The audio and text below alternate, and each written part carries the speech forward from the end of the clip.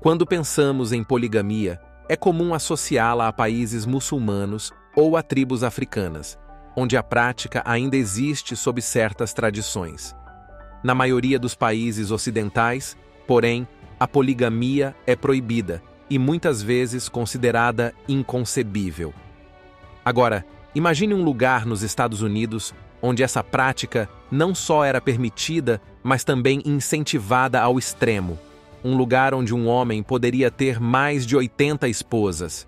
E o mais surpreendente, esse cenário existiu até recentemente. O que levou essa comunidade a adotar costumes tão diferentes do resto do país?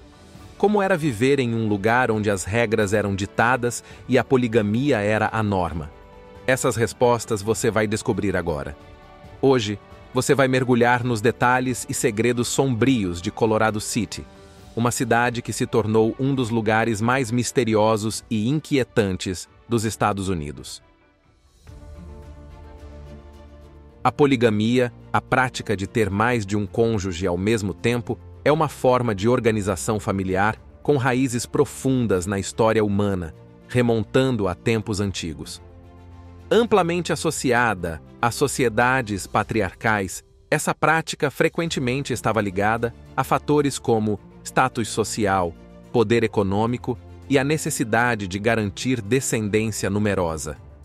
Em várias culturas e religiões ao redor do mundo, a poligamia tem sido uma prática comum, sendo particularmente observada em algumas comunidades muçulmanas, onde a religião permite que um homem tenha até 4 esposas, desde que ele possa sustentá-las de forma justa e equitativa. Na África, diversas tribos mantêm a poligamia como uma parte integral de suas tradições culturais e sociais. Nessas sociedades, a prática desempenha um papel significativo na estruturação do poder e das relações familiares, sendo vista como uma forma de fortalecer alianças entre clãs e ampliar a prole, garantindo assim a continuidade das linhagens.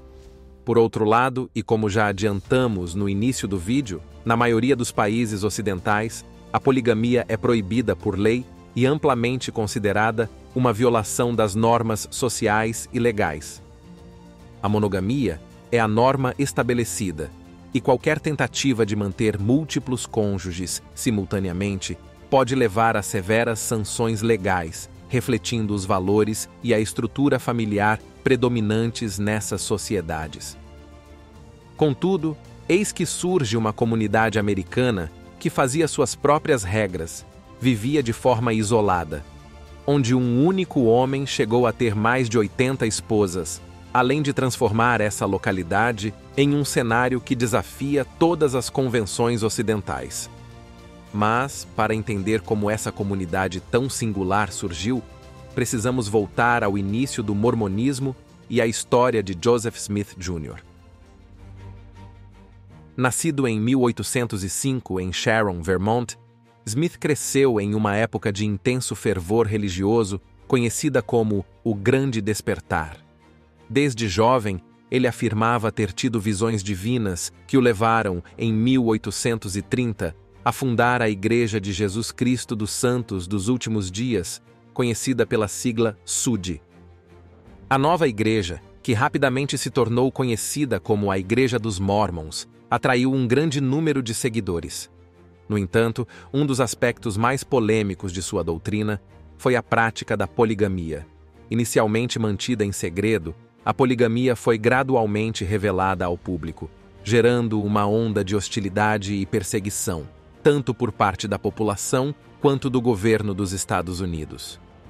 Em 1890, sob intensa pressão, a Igreja SUD renunciou oficialmente à poligamia. No entanto, essa decisão não foi aceita por todos. Um grupo de Mormons, convencido de que a poligamia era um mandamento divino, decidiu se separar e formar suas próprias comunidades, onde poderiam continuar a praticar o casamento plural. Nas décadas seguintes, essa dissidência deu origem à Igreja Fundamentalista de Jesus Cristo dos Santos dos Últimos Dias, conhecida pela sigla FLDS. Os líderes desse movimento acreditavam que a renúncia à poligamia pela Igreja original era uma traição aos mandamentos de Deus e que eles, os fundamentalistas, eram os verdadeiros guardiões da fé mórmon. Buscando um lugar onde pudessem viver de acordo com suas crenças, esses dissidentes se estabeleceram em Short Creek, uma área remota e isolada no deserto americano. Ali, fundaram Colorado City, uma comunidade fechada e autossuficiente, onde a poligamia não só era aceita, mas considerada essencial, e onde a vida girava em torno da religião. Naquela época, esse local não era apenas uma cidade comum, era um mundo à parte, onde o cotidiano era moldado por crenças que desafiavam as normas da sociedade moderna. As regras ali eram claras e rígidas, e a comunidade vivia em um isolamento quase total, seguindo os princípios estabelecidos pelos líderes religiosos. As casas inacabadas, muitas delas sem eletricidade, revelavam o abandono e a precariedade em que os moradores viviam em pleno século XXI. A falta de infraestrutura básica, como energia elétrica ou tratamento de água e esgoto, destacava o quão distante essa cidade estava do desenvolvimento que se via no restante do país, parecendo congelada no tempo. A maioria dessas moradias tinha paredes expostas e janelas sem vidros, refletindo uma comunidade que vivia à margem, isolada do que acontecia fora de suas fronteiras. Em contraste, algumas raras e grandiosas mansões surgiam no meio desse cenário, destoando completamente do ambiente de pobreza ao redor. Essas mansões serviam como um lembrete constante da rígida hierarquia que governava a cidade, onde poucos privilegiados desfrutavam de luxo, enquanto a maioria enfrentava condições adversas. As janelas dessas casas luxuosas eram escuras, ocultando vidas que, embora materialmente mais confortáveis, estavam igualmente marcadas pelo medo e pela submissão. Dentro dessas casas, retratos do líder espiritual dominavam as paredes, uma presença constante e sufocante que influenciava cada aspecto da vida dos moradores. Uma situação que lembrava o culto de personalidade observado em regimes autoritários como o da Coreia do Norte. Durante o dia, as ruas de Colorado City eram habitadas por mulheres em vestidos pastéis, sempre rodeadas de crianças, realizando suas tarefas em silêncio. Vestidas de forma modesta, com longos vestidos que cobriam quase todo o corpo e mantendo seus cabelos longos e presos em tranças, essas mulheres seguiam à risca as diretrizes da igreja. A vida delas era dedicada ao lar e à família, conforme os ensinamentos religiosos que moldavam cada aspecto de sua existência. Os homens, por outro lado, eram criados para se tornarem líderes espirituais de suas famílias, responsáveis por guiar suas muitas esposas e filhos no caminho da retidão. Eles eram avaliados pela devoção e pela capacidade de sustentar grandes famílias polígamas, um símbolo de status dentro da comunidade. Quando a noite caía, a cidade se transformava. Os homens em suas caminhonetes, membros do temido God Squad, pode ser traduzido como Esquadrão de Deus, tomavam conta das ruas. Esses veículos não eram apenas meios de transporte, mas verdadeiros símbolos de intimidação, garantindo que todos permanecessem no lugar, tanto física quanto espiritualmente. Dentro das casas, a situação era ainda mais sombria. Algumas famílias, consideradas indignas pela liderança, eram forçadas a viver em condições sub-humanas. O mofo nas paredes, o chão deteriorado e as infestações de baratas eram parte do cotidiano dessas pessoas. Essas condições não eram fruto de descuido, mas sim de um sistema que deliberadamente marginalizava aqueles que não se enquadravam nos rígidos padrões da igreja. A vida em Colorado City girava inteiramente em torno da Igreja Fundamentalista de Jesus Cristo, dos Santos dos Últimos Dias. Cada aspecto da existência era controlado pela liderança religiosa, desde a educação das crianças até as decisões sobre casamento e vida familiar. A poligamia não era apenas uma prática aceita, era incentivada e vista como uma exigência espiritual, uma prova de fé e devoção. Os homens eram avaliados pela capacidade de sustentar grandes famílias, enquanto as mulheres, desde cedo, aprendiam que seu papel era ser boas esposas e mães, obedecendo a seus maridos e criando seus filhos de acordo com as rígidas leis de Deus. A comunidade era altamente autossuficiente e se mantinha isolada do mundo exterior. O contato com o que estava além de Colorado City era mínimo, e os membros eram ensinados a desconfiar de qualquer influência externa que pudesse ameaçar sua fé e seu modo de vida, onde o mundo exterior era visto como perigoso e corrupto. Mas, mesmo nesse ambiente controlado e isolado, surgiu uma figura que trouxe toda a corrupção e o perigo do mundo exterior para dentro da comunidade: Warren Jeffs. Warren Jeffs, herdeiro de um império de poligamia e controle, cresceu sob a influência de seu pai, Rulon Jeffs, líder da comunidade. Rulon, com cerca de 73 esposas e 65 filhos, criou um ambiente peculiar que moldou a visão de mundo de seu filho. Após a sua morte em 2002, Warren assumiu o controle do grupo com rapidez e determinação, mostrando que seguiria os passos do patriarca, mas com um toque ainda mais sombrio. Sob sua liderança, a FLDS se tornou ainda mais fechada e opressiva. Novas regras foram impostas, aumentando a vigilância sobre os membros e controlando todos os aspectos de suas vidas.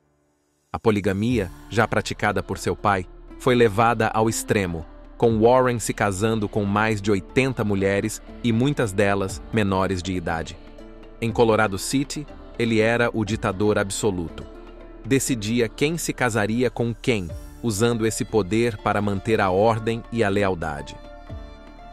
Os casamentos eram arranjados em segredo, e a desobediência era punida com severidade, chegando ao extremo da expulsão da comunidade, uma sentença cruel para quem conhecia apenas aquele mundo. Warren Jeffs transformou a comunidade em um culto e explorou a fé de seus seguidores para satisfazer seus próprios interesses, criando um sistema de controle e abuso que chocou o mundo. A queda desse líder ditador começou em 2006, quando ele foi colocado na lista dos mais procurados do FBI por seus crimes, incluindo abuso sexual de menores, incluindo suas próprias filhas e esposas.